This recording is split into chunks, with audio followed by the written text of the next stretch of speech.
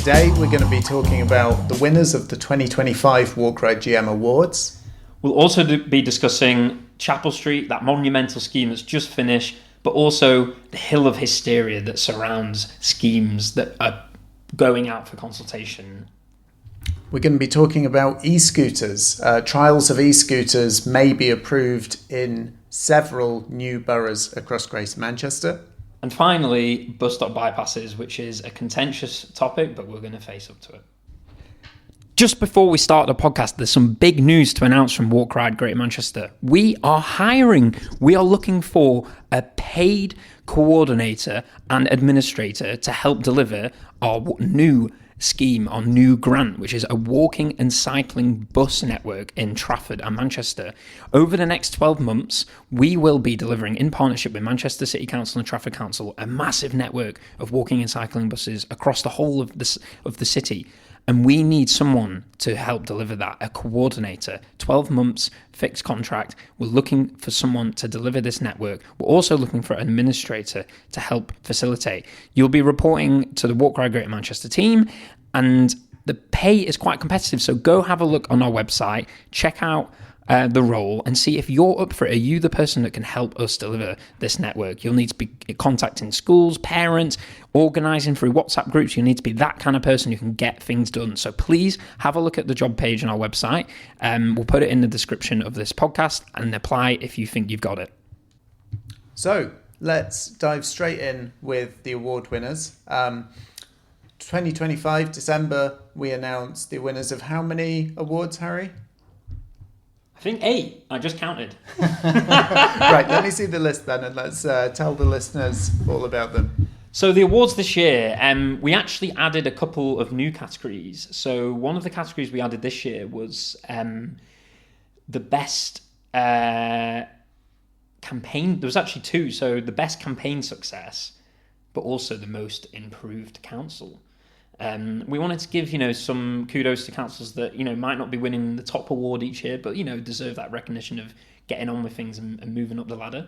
But also campaigning, campaigners do a lot of the work, and we wanted to recognise campaigners and the work that they do. And spoiler alert, it's actually one of our campaigns that won. Woo! Well done, Walk Ride GM. And we didn't do that ourselves. We didn't vote for that ourselves, did we? It was on our Discord. It was a team effort, but the award, the little laser cut award, trophy is sitting on my mantelpiece. Brilliant, for all those emails and Word docs you managed to put together.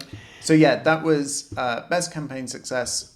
Did go to Walk Ride GM for keeping Cavendish Street cycle lane open through Manchester Metropolitan University. And I think that's probably our best campaign success we've had as Walk Ride GM in our existence, because it's quite hard as a campaign group to know how your campaigns tangibly affect outcomes on infrastructure and delivery, because a lot of the things we do, it's just sort of vibes, isn't it? And we're trying to get people lined up into the right, space to deliver infrastructure. But this is an actual, tangible thing that we've saved. If it wasn't for our intervention, finding this 1990s stopping up order. Yes, stopping up order. Thank you, engineer over there. Stopping up order, which basically said that they cannot stop cycling and walking on this street. And it was buried away under loads of documents, in some dusty cupboard somewhere. And we managed to find it. And basically that means that they can't get rid of the cycle route, and they've had to redo the plans.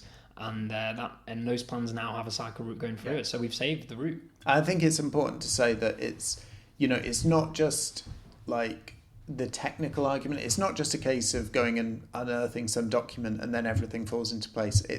It's that combined with a community push and everyone in the Walk Ride GM community coming together, writing to councillors, writing to the council, and showing that there is a real strength of support for active travel, so that we've got the legal argument, but it's backed up by people demanding change. And that was such a nice, standalone victory. Best completed scheme. Deansgate. Yes. Brackets, Manchester City Council. So, Deansgate, I think it probably got some of the most severe criticism on online in the news, which could be justified. Maybe the design of it wasn't too, beautiful, let's say. But I do think that as a piece of network, a piece of a wider network, it has been crucial into bringing, Chorlton Cycleway and also Trafford routes of, the A56 and Trafford, bringing that into the city centre. It's the first piece of segregated bike infrastructure in the city centre. Yeah, of any sort, really, yeah. So like, it has a massive impact on what people see in the city centre. Yes, and it's well used. Yeah. I dropped onto it today, so I got I took my folding bike on the tram, got off at Deansgate, Castlefield, and I think, like a lot of the new stuff that Manchester has built, one of the things about it is you can just jump onto it from anywhere. It's not like, it's not hidden away. It's right there for you as you get off public transport or as soon as you come into the city, ready for you to go on in whichever direction you need to go. Yeah, visually it's so and it's at that beautiful, the main bit's at that junction with all the towers and Deansgate Station, and it's great. It's a real prominent part of the city now, that piece of infrastructure. I've already seen loads of artists who paint that junction. I've seen the bike lanes and the paintings. And we actually had Active Travel England. We hosted Active Travel England a few months ago, and they were doing a photo shoot to refresh some of their sort of messaging for national stuff. And we were on Manchester it. Yeah. has the flagship infrastructure scheme in the country right now. Yeah, for Active Travel England. So yeah, it's a real scoop, really, and I think they are deserved winners because politically it's probably the most difficult one because it's down the busiest street, the main street in Manchester, Deansgate. It is the street of Manchester. It's the old Roman road. It's Manchester, that road. So it's really good to see that reallocation of road space, because you've got to remember they took away a lane as well of traffic, which caused a lot of headache politically. It wasn't easy to do that. One more thing on Deansgate. We're not saying it's perfect. I think we're aware that a couple of the junctions, some of the turns are not as direct, as quick as they could be if you're cycling. We know that if you're walking, some of the crossings at the big Deansgate junction feel like they're not in the perfect place to match people's desire lines. But we shouldn't let that take away from a huge success. As you said, reallocation of road space. You can see how much more people are enjoying using those cafes and those businesses along Great Northern Warehouse now, because the cycle lane is there. They're slightly more buffered from racing traffic. Yeah, and it's become an unofficial little 5k run track, I've noticed. So loads of people do their runs there now. So it just shows the desire for public space that isn't roads, and it's not just about bike lanes, obviously. So let's move on to the best proposed scheme. So we've got the winner. Are we going to do this every time? I don't know. I don't know how the drum roll sounds on the recording. Well, let's find out. The winner is Seymour Grove. Yeah, Seymour Grove. In Trafford. Proposed by Trafford. So this is best proposed scheme. It hasn't been built yet, but it is, we think, happening. Do we know it's definitely Yeah, I think we've had some, quiet confirmation that it is something that they're going to pursue. So it's looking pretty good for Seymour Grove, yeah. And, it just speaks to Trafford's continuing role as a leading council in Greater Manchester. Yeah, so Seymour Grove is phase 2. They've already started the phase 1, which is at the top of the road that connects to the A56. But this is the first scheme actually in that I've seen in the city that is actually going to create 2 parallel routes for the same journey. So you'll be able to cycle down Chorlton Cycleway to get to Chorlton, but you'll also be able to cycle down Seymour Grove to get to Chorlton. And it just shows that, now we're getting this sort of cluster of schemes in an area. You'll start to see, I think, modal share increase significantly, because just having an A to B route on its own isn't enough. You need a network in an area so that people can go to school, they can go shopping, they can see their friends. I actually saw a recent study from, I think, DFT, some data on people's journeys, and most people's journeys involve a leisure journey, a school journey, or a journey to see friends. So the idea that people are just going A to B into town is quite a sort of dated version of how people travel, and it's nice to see this network building in South Manchester, because I think that's going to enable people to make more community journeys. Mm-hmm. So this and there was a lot of contention in the consultation around, again, talking about this hill of hysteria that we're going to talk about, talking about the issues around parking, because a lot of these big houses on Seymour Grove have they've basically taken all the pavement up for themselves. These are houses that have 5 or 6 car park spaces already, but apparently some of these houses have 10 or so people in them, so that 10 people in a house, if everyone drives a car, then you've got 10 cars in a house. So, and these cars were all spread across the pavement, and the road's massive, so there's enough space for people to park all over the pavement. But Trafford are making a decision that actually it's not a free car park. Use your driveway, and if you don't have enough space on your driveway, well, council's not going to subsidise a car parking space outside on the pavement. Yeah, well, not on a road, which is actually a key link, and you parking outside your house on the road is potentially slowing down other people's journeys, bus journeys, cycle journeys, other people driving. Yeah, and that's the thing we've given so much space over to cars on these roads, parking. Cars were parking 2 abreast on the pavement. People then feel like it's their right to park there, and the council have every right to say, well, actually, this is a strategic road network that needs to fulfill transport, not parking. So one of the big bits of news this year that we're not going to talk about in this episode is the Department for Transport have published at last a official response to the pavement parking consultation that was held 5 years ago. We're not going to talk about it in depth today because we want to talk to politicians, to talk to decision makers, and to find out what that means for Greater Manchester. How are Greater Manchester going to take the Department for Transport decision and turn it into action against pavement parking in our city? So next award was the best community / campaign group, and that was won by, drumroll, Walk Ride Tameside, which has been the breakthrough group, hasn't it, for Walk Ride in the last couple of years? Yeah, it's really good to see not a brand new area for Walk Ride, because we do try and sort of take action and sort of speak up for people all over the city, but it's so important to our movement to have local people embedded in areas speaking up and talking to their local councillors and their local decision makers to get change.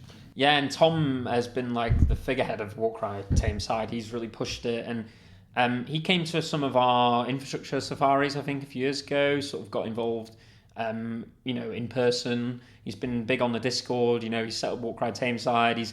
I think he's very good at learning from Walk Ride GM and what our messaging is and translating that to the local level. So I think he's been a real breath of fresh air for the local groups, and it's definitely a model that we want to see replicated across some of the other groups in the city.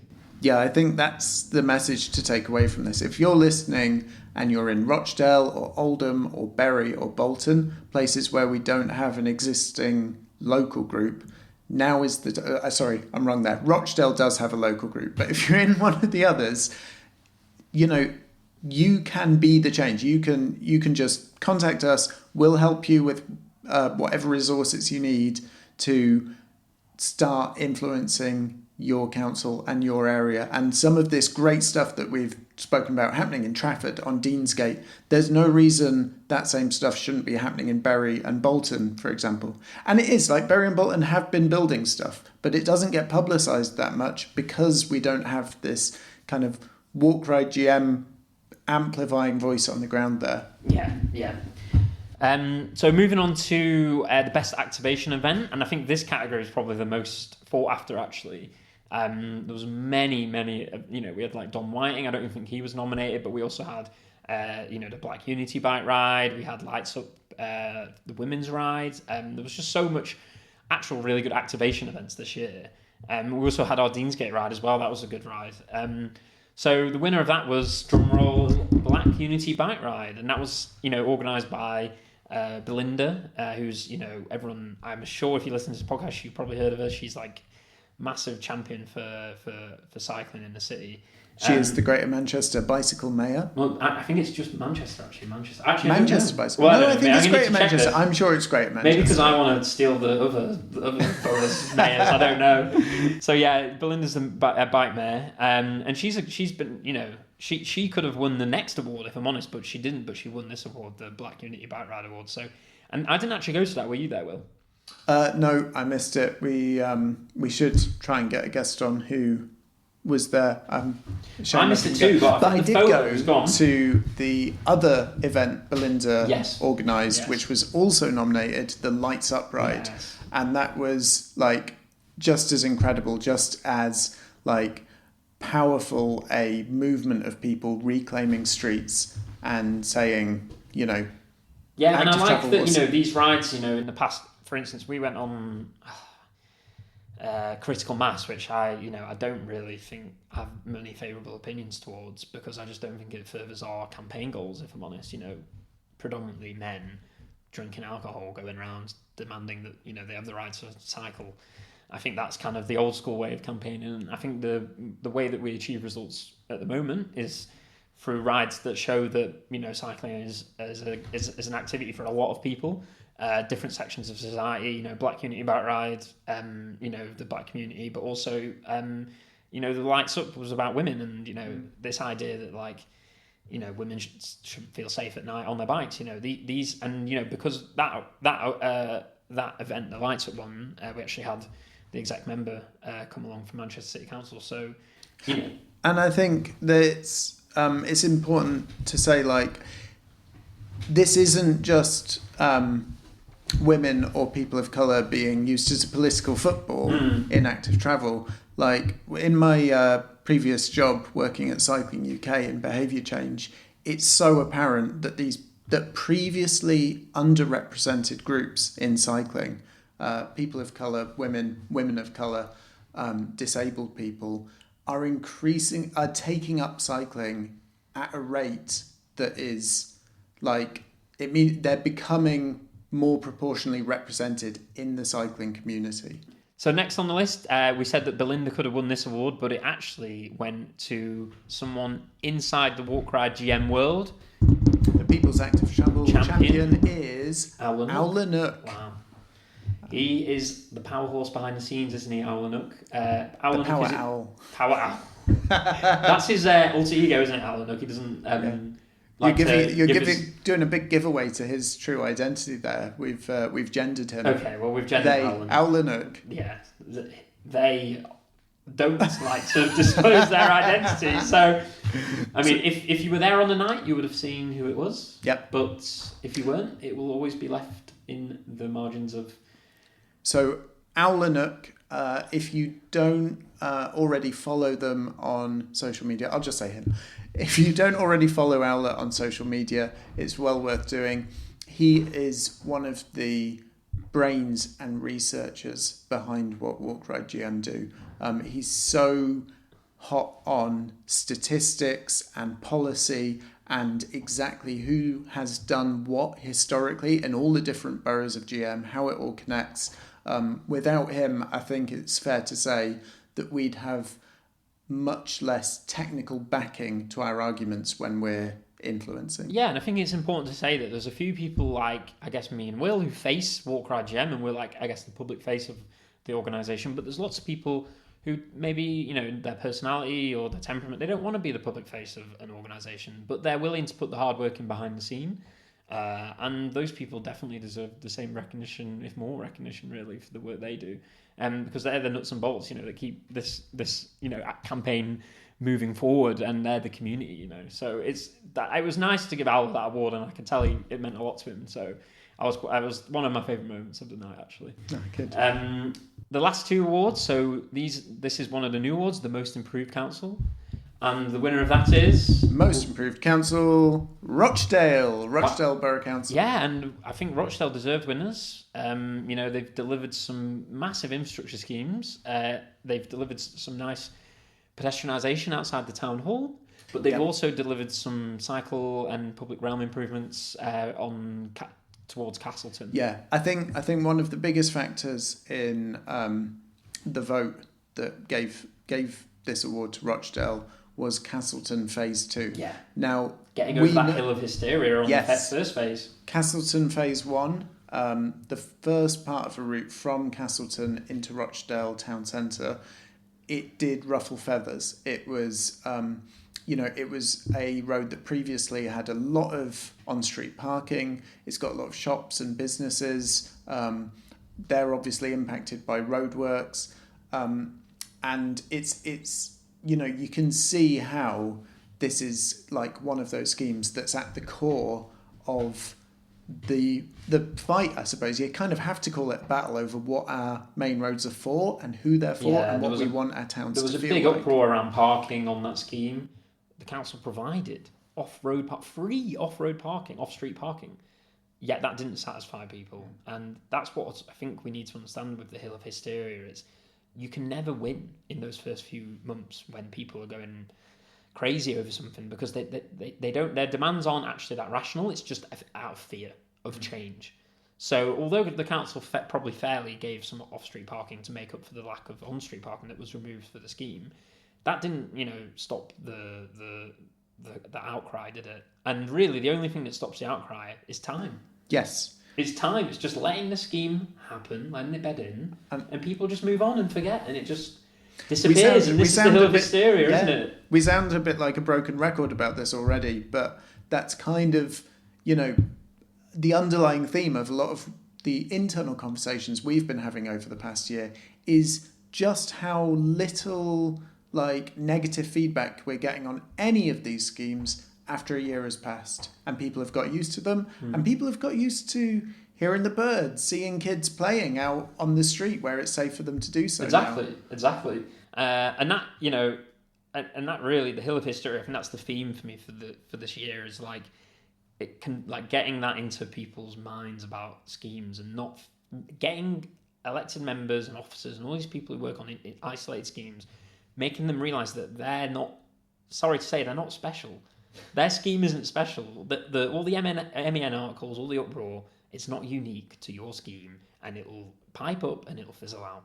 That's just how it goes. And the more we can normalise that as a way that things happen, I mean, it's not good that it happens, but it is what happens. The more that councillors can be like, okay, I can weather that storm, and that'll drop off by the next election or whatever. Yeah. Which takes us back. We went off on a bit of a tangent there. I think that was the thinking.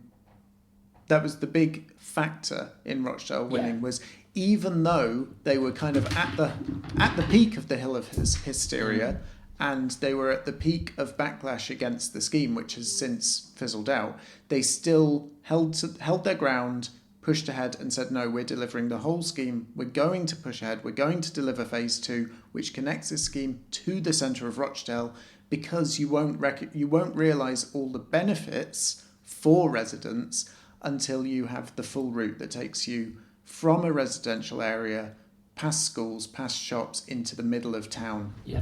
And also you've got lots of, in Castleton, they're building a lot more. There's a big development plan for Castleton. So, where are all those people supposed to go? Are they supposed to all drive? It's the risk of not doing anything, that's the risk with Manchester growing so much, including the outer boroughs like Rochdale. So finally, we'll move on to the best council. So we'll save in the best to last. We'll have to check. Maybe he'd forgotten. The best council is Manchester. So Manchester put on, quite a show this year. Maybe not a lot has been shown in delivery because it takes quite a few years of planning to get things delivered. But they've shown a lot of what they're about to do. We've seen their stuff, their work on side roads. They've got some design guidance for side roads, which is national. It's national leading stuff. I mean, apparently Active Travel England and TFGM are interested in it. So this is stuff that's really, it's at the vanguard of active travel, nationally, not just locally.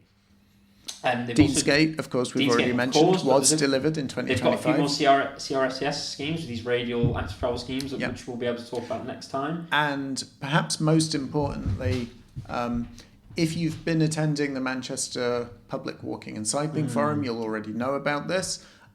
Manchester have been leading on what they're calling a prioritised network plan. Yes. I don't know if it has a name. Yeah. So they basically got a network plan that is evidence-based rather than vibes-based, and that evidence base comes from schools, it comes from work, it comes from all this data that they've overlaid on a map, and they've basically prioritised routes for delivery to create an actual network, not just fragmented. And this is really important because back in the days of gear change and Boris Johnson and LTN 120 first being published, most local authorities in the country published what's called an LSWIP, a local cycling and walking investment plan. And typically, in the sort of excitement of the era, those showed that we do active travel infrastructure on like every road. So it was everything and everywhere all at once. You'd sort of fix the whole city. And I think as councils have delivered and matured in their delivery and their thinking, places like Manchester, who are ahead of the curve, have realised that doesn't work. That doesn't work when you've got to. You need to prioritise. When you've got to prioritise. When you've got to say, where can we have the most bang for our buck? And that's what Manchester are now doing. Everything that's in Manchester's upcoming pipeline for the next few years, it may be a small intervention, it may be a larger one on a main road, but it is targeted so that they're spending money where it will achieve the most change first, or achieve the most change for a community that's been left behind, like areas of North Manchester. Exactly. It's a great piece of work, and I'm excited to see it come to fruition with the schemes that come forward. And lastly, on Manchester, just to mention, they delivered 10 bike hangers. And did they? Good. Yeah, and another 20 or 30 to come. So, and they're full. All of them are full already. So there's demand. This demand is there. I heard there was a 3-figure number of people on the waiting list for one. No, well, I'm not surprised. And and also Ancoats Mobility Hub was delivered. Sorry, that was a bit of a hello dig, wasn't it? What? Right. I still haven't been to Ancoats Mobility Hub, and I probably never will. So I've got nothing good or bad to say about it. It's got spoke safer there, so it's got some nice secure bike parking there. So that's our awards done and dusted. So if you have someone to nominate for next year, if you want to be on these awards, get involved. We're on the Walk Ride GM Discord, where a lot of this discourse happens around the awards. And we're going to set up a working group for the next one, because we're making it bigger and better. So the 2026 awards will be our third one. And, in a few months' time, maybe you'll be on there. So we'll see you next time for the awards. This podcast is supported by Leigh. Did you know Leigh has been helping injured cyclists for over 30 years? Oh, no, we didn't talk about that when they came on. Yeah, they're actually the exclusive legal provider for British cycling members, but they do more than just handle claims. They're working on making cycling more accessible too. Oh yeah, like what kind of thing? Well, they're co-sponsoring a report with the All-Party Parliamentary Group for Cycling and Walking. It's looking at the barriers that stop people from taking up cycling. Oh, that's really important. I mean, there's loads of things that put people off, like cost, safety, poor infrastructure. Yeah, exactly. And Leigh is a claimant-only firm, so they only represent individuals, never big corporations or insurers. That's good. Yeah, they don't just focus on legal stuff. They support community projects like Simply Cycling in Manchester too. Oh, it's great to see businesses giving back, especially in ways that actually help people. Yeah. Chapel Street, Salford. That's actually where we are right now recording this podcast. Yes, we are, just off Chapel Street in my flat. Chapel Street, unfortunately, just finished too late to be on the Walk Ride GM Awards for 2025, but I'm sure it'll be a hot contender for the awards for this year, because it is probably one of the best schemes I've seen delivered in the city. Wow, that's big words there, Harry. Well, I just think, in terms of the materials, in terms of the colours, in terms of the public realm, the benches, I'm sick of sitting on benches that are uncomfortable and face the wrong way. But these benches are comfortable and they face nice things. It's nice looking at a church, isn't it, when you sat on a bench instead of looking at a road? Do you think it's as good as Kingsway in Stretford? I think, I think they're probably about the same. Yeah, I think Kingsway is a bit more of that kind of play street feel, but it's in a suburb, right? Whereas this is a city centre, so it has you're not going to get as much play stuff. But I think the side roads are really good. You've got these kind of like half and half side roads that are kind of continuous crossings. The first attempt at a continuous crossing in Manchester, in Greater Manchester, I think, if I'm honest, I think they're a bit novel and they don't really work, but in terms of vision impaired people, but generally in terms of traffic and the sense that you're on a pavement for the whole road, they work really well. So, and they've added a lot of trees, they've added a lot of bushes, it's a really nice space now, and I've actually started walking down that street more now than I used to. Yeah. Well, that's interesting, because I was just thinking that when I was getting a coffee on my way here. I thought, Chapel Street, it's got a university on it, it's got cafes and shops on it, and like a couple of pubs. It should be a place where you see a lot of footfall and a lot of people enjoying it, and maybe it hasn't been over the past couple of decades of being a bit of a traffic sewer, but already it feels this could be a really good place to bring a business. Oh yeah, like a new pub's just opened actually. So a brand new pub just opened literally like the day that the scheme finished, which was a coincidence. But you can imagine people spilling out the pub onto the pavement. It's got that kind of urban feel now, whereas before it did feel like just a road through an old industrial town. Yeah. So that's what Salford's regeneration has been mostly on Chapel Street, and there's been 2 big schemes on Chapel Street to make the space look nicer, and that these schemes cost a lot of money, but the economic benefits that they bring, the amount now people want to live in Salford, and the business rates and the council tax that brings for the council. I mean, these, we say these schemes are expensive, but are they really? Because the benefits they bring to society are massive.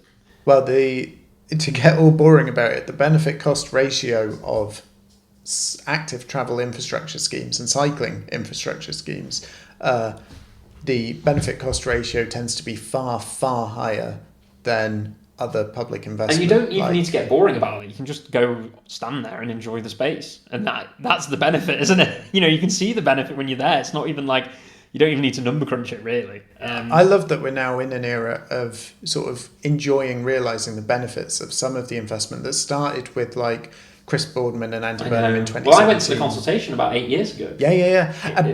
Isn't it interesting that at the beginning of those 8 years, we were saying things like, we want cycle lanes along Trinity Way and around the Ring Road. And I think our thinking has developed just as much as some of the authorities' thinking has, which does seem to have landed kind of in a direction of, okay, we will keep the inner Ring Road for cars, but that is the only place where cars are really the top priority, and elsewhere that means we can free up the space for people moving, shopping, eating. Yeah, definitely. And I think we have to, in a weird way, we have to champion the Ring Road because it enables other spaces to exist, car-free spaces to exist. So yeah, and also Chapel Street, there was a big hill of hysteria with Chapel Street when they first started the works. People were going crazy about, the fact that there was, I think there was like 10, 20 buses, piling up on Chapel Street because the contractor had unfortunately they'd not left enough room for two-way traffic to get through, and there was like 2 cars got jammed in, and then it created this massive, this pile up. But, other than that day where the MEN went a bit wild over it, ever since then, if anything, it just shows that traffic evaporation is real. Because Chapel Street had no traffic on it for 4 or 5 months. Where did all that traffic go? Like, it just disappeared, didn't it? Like, it just shows that, like, traffic is a choice. You could just design traffic out and it will just disappear. And that's one of the that's something that's, it's quite a hot potato, that kind of, as a concept for many people who work in urban planning. But, the evidence shows that that's true. And we kind of see it there with Chapel Street because the traffic just sort of disappeared. I guess people change how they travel, don't they? If you can't drive somewhere, you take a different way of getting there. And I think that hill of hysteria was interesting because I think the council got a bit of their comms they were a bit slow on the comms, and it snowballed a little bit, but then, it just sort of settled down and nothing came of it. And now it's open and people love it, So we've spoken about the hill of hysteria at an individual project level, and I'm sure it's become obvious already now to anyone listening, but basically the hill of hysteria is a concept that says when you're delivering a scheme that has potential controversy, that controversy will peak sort of around the time that you start delivering it, because your consultation and your engagement with the public, getting us to know about it, that's when people start to get really worried about the change, get very vocal about the change. That gets higher and higher, usually up to about the point you're starting on site, and then you're upsetting them more with roadworks. And then from that point through to completion, and particularly up to about a year after the scheme is finished, you'll just see things get better and better as it beds in, as everyone realises that it was fine after all, that maybe it's actually quite nice, the impact you've had. And so... Yeah. It's a study, actually, just to bring it up, it's a study by Eindhoven University of Technology. And they did basically, they studied 13 cases, and for basically all of the cases, negativity faded after implementation. So these 13 cases were like, it could be an LTN, it could be a cycle lane, just something that is like in the urban realm that reduces car use. And yeah, basically all of the cases, there was a hill of hysteria and it died down. So it's in evidence now. It's not just something that we're talking about. It's something that's been documented by a university in a study. And it's great for us because it gives us that evidence base to go to other people, like I said, officers and counsellors, and say that this is a thing. Don't worry, it happens. And then, that gives them the confidence to push through. I also want to talk about a theory I've got, which is that as a wider society, I think we've come a long way towards getting over the hill of hysteria about a movement towards active travel in general. If you look at any given Facebook news article or MEN article in the comments, or BBC News article about this kind of stuff now, the tone of the comments today compared to 5-6 years ago is so much more supportive of normal people getting around, having the choice to move around by modes other than car. It's quite interesting. If the MEN 5 years ago had published something about a school street, it would have got all sorts of vitriol in the comments. You look at the exact same type of article now about a school street, and the comments overwhelmingly are, why are people all driving their kids to school in the car? Why can't your kids work to school? Well, yeah. But the thing is, the hill of hysteria still exists, even if it's, the broader national trend is maybe decreasing, especially because I think during lockdown, I think people were probably cooped up on their computers for too long, and, that caused a lot of hysteria over stuff. We saw in Levenshulme with that. But there's a scheme at the moment in Salford, Langworthy, which has just been, the consultation's gone out, and yeah, there's been a bit of Facebook hysteria. And actually, interestingly, Will came to me oh, what are we going to do about this Salford scheme? Oh, it's, there's so much pushback, and I hadn't even seen it on Facebook, so I was just it's just, I didn't even consider that there'd been pushback. And it's just interesting that depending on where you look as well, if you spend all your time looking at Facebook, you might think that things are terrible for active travel schemes, but if you actually spend time talking to people in real life, maybe you'd get the opposite impression. So I don't know, it's just one of those things. But hill of hysteria for me is also a lesson of caution around social media, and taking that as gospel, as the real, the electorate and the people's opinion, the idea that a few Facebook comments represents everybody. Yeah. So yeah, I think we'll move on to e-scooters, and there's been some pretty big news behind the scenes that I don't think has been public, but I think we're willing to sort of discuss on the podcast, which is from our sources in the councils and TFGM. We feel that there's quite a few councils that are going to put a bid in for e-scooters. Have already put a bid in. Have already, sorry, I'm behind. And I believe have in principle been approved by the DFT. So this was actually also on the Walk Road GM 2025 Awards nomination list for Best Campaign, was our work on e-scooters. The Department for Transport opened up a new series of trials. So e-scooters are currently illegal to use in public places in the UK unless they're in a licensed trial that's regulated by the DFT. Now, only a few cities and regions had those, and the DFT last year said, okay, if your area wants to apply for permission to have a legal regulated e-scooter hire trial, you can now apply again. And we ran quite a short, sharp campaign pushing local authorities, councils across GM, well, not pushing, just asking, are you going to apply? This is here, this is available as a possible benefit for your residents. Are you going to go for it? And we're really happy to report that as far as we know from our sources, it's not confirmed, 8 of the 10 GM authorities applied. Is that 8 including Salford, who've already got an e-scooter scheme? I think it is. I think so. Yeah. Well, the thing is, the exact number, maybe we're not sure on. It could be a couple less.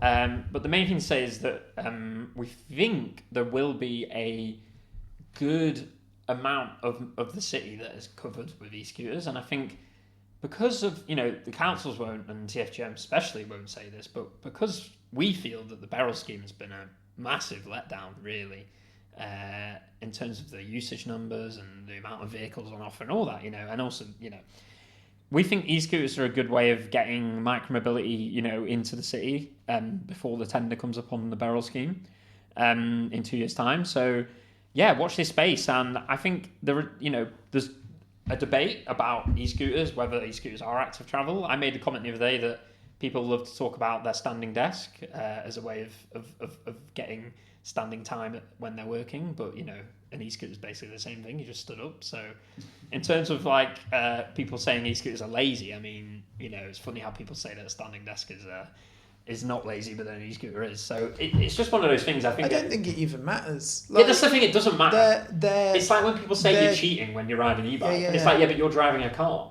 I don't. So, I wouldn't really? even frame it in those terms. They're a quick, lightweight, low impact way to get around the city. What's not to like? No, of course it's micromobility.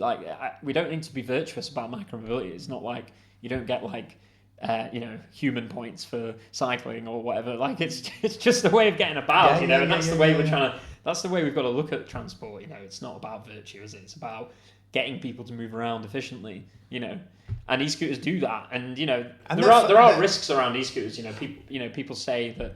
The drawbacks, say, are they clutter the pavement, but so do bike hire schemes. I think the pavement clutter is an interesting one because it always gets brought up, and certainly, if you're a local councillor, and you're hearing about e-scooters coming to your area, you might think, well, are they going to be all over the dropped all over the pavement, and am I going to get complaints from residents who aren't able to move, who are missing their freedom of movement because there's an e-scooter in their way? I think that risk is a lot better managed now than it was 5 years ago. So there were places like Bristol, for example, where in the first wave of e-scooter trials, there were some really big problems, poor behaviour from users, scooters left everywhere, scooters being trashed, whatever. Now, what we've seen visiting London, for example, and sort of the bike hire schemes there, micromobility hire in general has evolved quite a lot very rapidly in terms of technology, for making people take a photo to prove that they've parked their scooter neatly in the correct... But also, it's not just the user side. I think if you look at for instance, in Salford, we have e-scooters here, the Lime scheme, and I have to say, the scooters are normally all clustered together quite nicely, and I've noticed it's quite rare that you see them scattered all over the place. I mean, the odd time you might see one blocking the pavement because someone's dropped it there, some inconsiderate person's just left it on the pavement. But most of the time, I think Lime and the operators, I think they know how politically sensitive this is to their business model, and I think they know that they want to get on top of this as a thing. Yeah. So I don't think it's a reason to not do the scheme. I think it's a reason to hold them to account, but I don't think it's a reason to not do it at all. Do you pick them up and move them if you see one left in the wrong place? Yeah, if it's I wouldn't walk it all the way back to a stand, but if there's one blocking the pavement, I just put it to the side. Neatly put out of the way, me too, yeah. Yeah, and I did do that with the Beryl ones, but you can get 3 minutes. I know. It's interesting, isn't it? Just in case you didn't know, listeners, if you ever use Starling bank bikes, if you see one that's been abandoned outside a bay, you can get a bounty, 10 free riding minutes by returning it to a stand. The Pfand in Germany. Yeah. So I think we're pro e-scooter. I'm excited to see them come. I'm excited to see a cross-border network of e-scooters, hopefully. So watch this space on e-scooters. And what do you think about the big question that comes next is, what about different providers? What if hypothetically, I'm going to make up 2 councils, what if hypothetically Oldham are getting Voy and Trafford are getting Lime? What would that mean? Well, I think the space for within a council to have more than one operator, because competition in that sense is quite good. Like London has loads of operators for bikes and scooters. So I just think I think we are completely underestimating how big of a change we're about to see with how people travel in cities. And I think e-scooters, e-bikes, hire, same that we've seen in London, is gonna, as soon as we, like, no offense, well, all offense maybe, as soon as we get rid of, of Beryl and how poor they've been, and we get other operators in, and it might not be Beryl's fault particularly, it might be because they're sort of being restricted by the terms of the tender that they've got, because at the end of the day, you cannot have a dock scheme. I don't think that's, this might not be everyone's opinion, but I think it's been proven in other cities around the world that dock schemes are not the way forward, and that dockless schemes mean that you can expand and you can populate any area with enough bikes that the scheme will completely take off. And I just think we're kind of, it's like, the way I feel is that I can see this future that exists, and it doesn't take much to see it, because it literally exists in London. Moving on to our last topic for today, the DFT have published new guidance on bus stop bypasses. Yeah, I think, Will, you're going to have to take the lead on this one, because bus stop bypasses, to me, they're very technical, and although I can be quite a technical person, I find the discussion around them, it's one of those things that gets very culture war-y and political, and I just find it quite boring, if I'm honest. But go on, Will. Please tell me that I'm wrong. Tell me it's not boring, please. It is. I think one of the things with bus stop bypasses is that a lot of attention is put on them in a very technical way. Like, people will be like, right, well, is the bus shelter located on the island or on the footway? Is the footway 2 meters wide or 2.5? And how much cycle lane width do you need to play? And where's the curb? If we were to go along Oxford Road today and try and improve every one of its bus stop bypasses, I think we could.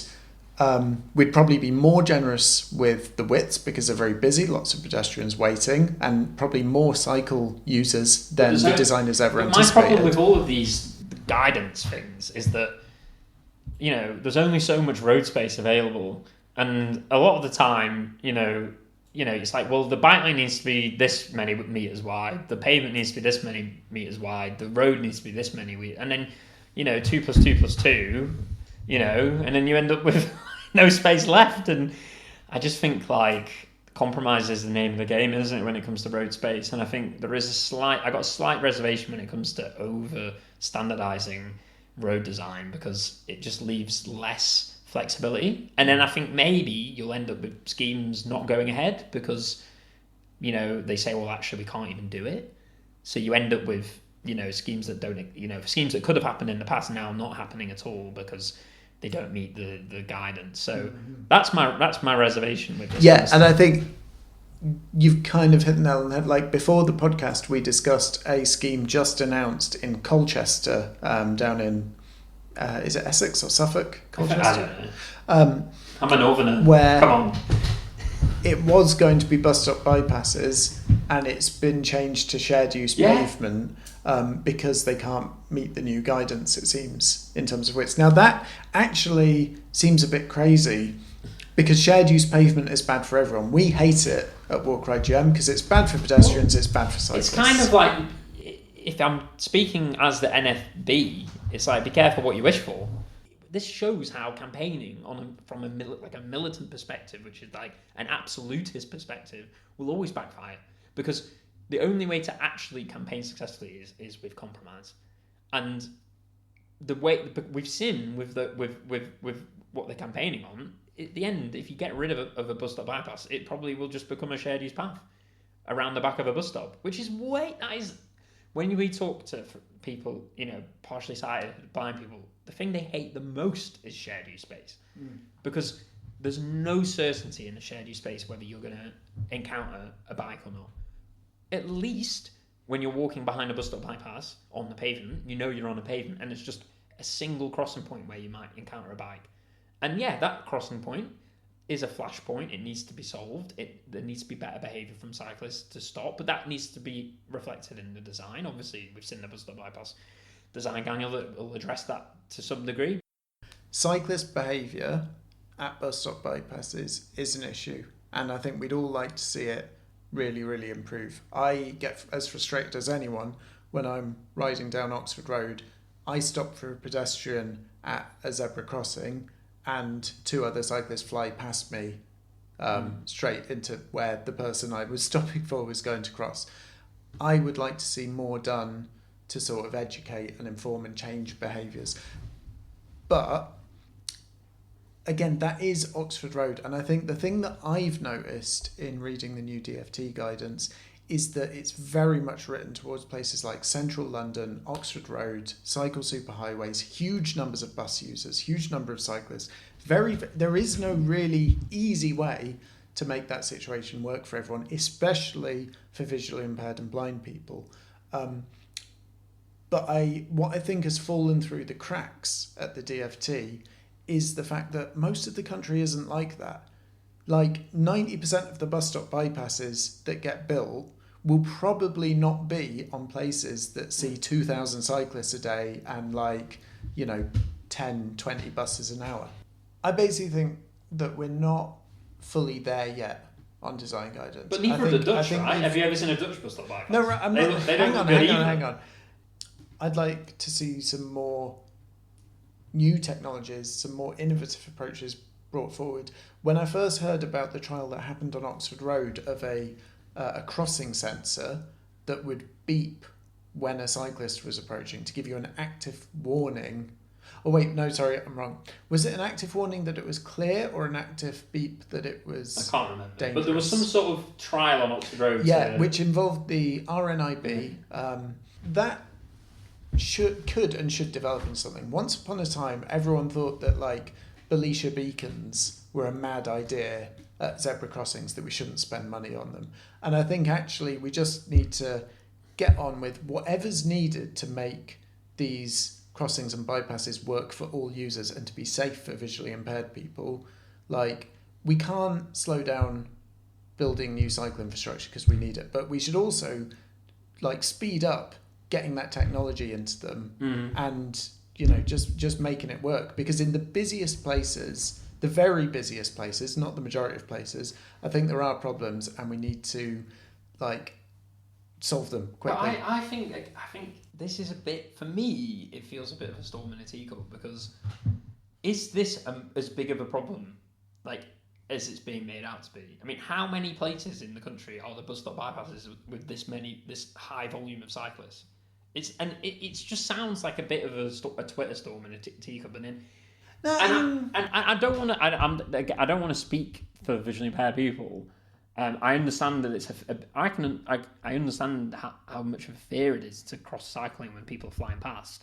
But I'm curious to how that differs to crossing a busy side road where there's cars flying past. Is that also as much of a fear, or is that because, is it because it's something new that visually impaired people aren't used to, or is it because the dangers are not equivalent? This is what I want to understand a bit further, because you're basically saying that we need technology in every bus stop bypass. Okay. No, I'm not. I'm saying we need better behaviour from cyclists generally at bus stop bypasses, which are a new thing. Mm-hmm. And I'm saying that at certain ones where there are higher flows than active technology, okay. So the ones is that are more high flows, important than at the majority of my crossings question where is, you might get do we not 5 or need 6 the same? cyclists Do we an not hour? need the same thing for high flow T junctions that don't have signals, like side roads where there's cars flying? And I think that's an absolutely fair point. Actually, I think we should try and get our friends at the RNIB onto the podcast and have a bit of a chat. Yeah, that sounds like a good idea, doesn't it? Instead of us speaking for them, it'd be good to get their voices on and hear what they think. Because, I have a couple of questions to ask and to clarify, and it'd be good to hear from them, their lived experience. Yeah. So I think that's it for today. We've caught up on a lot of things that we've not been able to speak about in the last few months. And I hope you guys enjoyed the podcast, and we'll see you next time.